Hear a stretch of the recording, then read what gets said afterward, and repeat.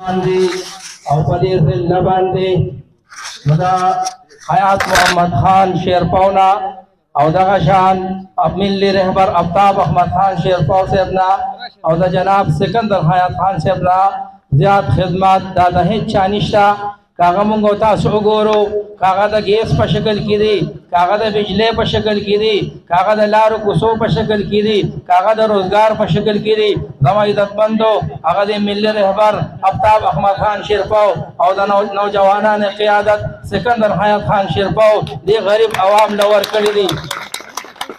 زما عزتمندو په 8 تاریخ باندې چې دا کم انتخابات را روان دي، دا اوټونه دا به ان شاء الله دوی ته د قوم د خدمت ډېر یو جذبه ده په دوی کې. که موږ تاسو وګورو دا جذبه دا په حیات شهید حیات محمد خان شیرپاو کې په هغوی کې هم موجود وه. دا سلسله هم دغه شان را روانه ده. حیات شهید هغوی په 8 تاریخ د فروری باندې هغوی د دې عوامو لپاره شهادت حاصل کړو او د دې نه مخکې په هغوی باندې ډېر زیاتې حملې شوې وې او خلکو به ورته وی خان دا سیاست پرېږده، دا خلک تا وجنې.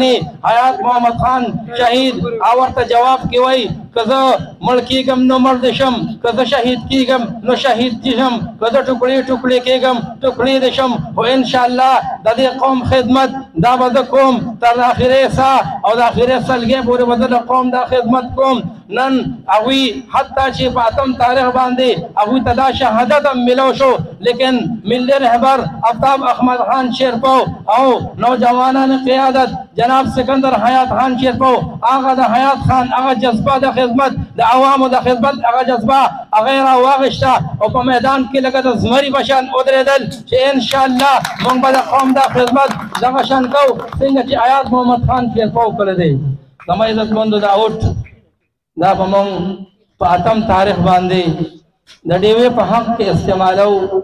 دا به د ملي رهبر آفتاب احمد خان شیرپاو په حق کې استعمالو. دا به د جناب سکندر حیات خان په حق کې استعمالو. انشاءالله د عزت دا تاج دا به موږ په 8 تاریخ دوی ته ورپسرو. دا د دوی عزت نه دی، دا د قومي وطن پارټۍ ګټه ده، دا زما ګټه ده، دا د ستا ګټه ده، دا زموږ د تحصیل تنګي او د شیرپاو ګټه ده. انشاءالله موږ به ټول یو کیږو او انشاءالله د قومي وطن پارټۍ دا نوم دا به جمدی کوو انشاءالله.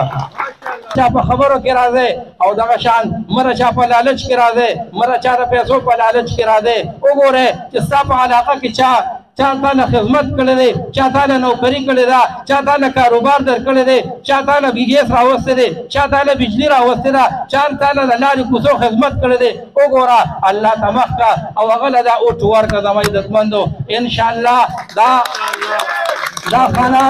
دا خانان زمونږ دپاره او خصوصا زمونږ د شیرپاو لپاره د دوی ډېر زیات خدمات دي.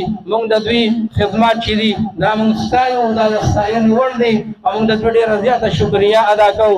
زه ستاسو په